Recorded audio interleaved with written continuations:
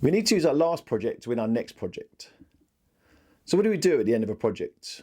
We take pictures of the final product when all the work is done and it's looking perfect. But we should be doing a lot more. We should be reviewing each project. The end of a project is a good time to reflect, to think about what happened.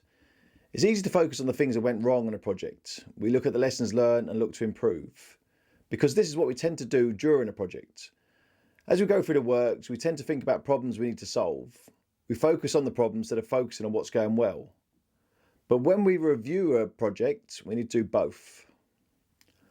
One of the main reasons to review a project is to put together a case study. And when we do this, we need to focus on what went well. But it's also a good idea to think about any particular issues that we had to overcome. We need to think about what we did in the order we did it.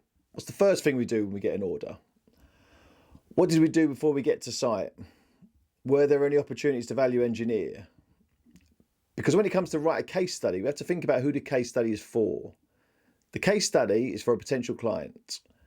So we have to think about what clients want to hear. They want to hear what we did for our previous client. Were there issues we had to overcome?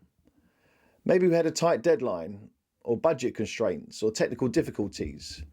We don't need to paint the construction process as being easy. It's important to show that we are able to overcome problems. The end of a project is also a good time to think about our process. So we go through our process. What value did we provide at every stage? We may be able to use successful projects to improve our processes. We don't just use bad experience to improve our systems.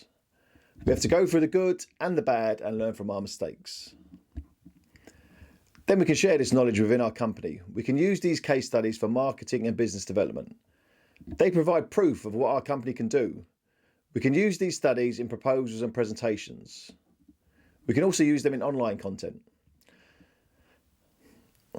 So it's important to get these case studies right. They are an important part of winning the next project.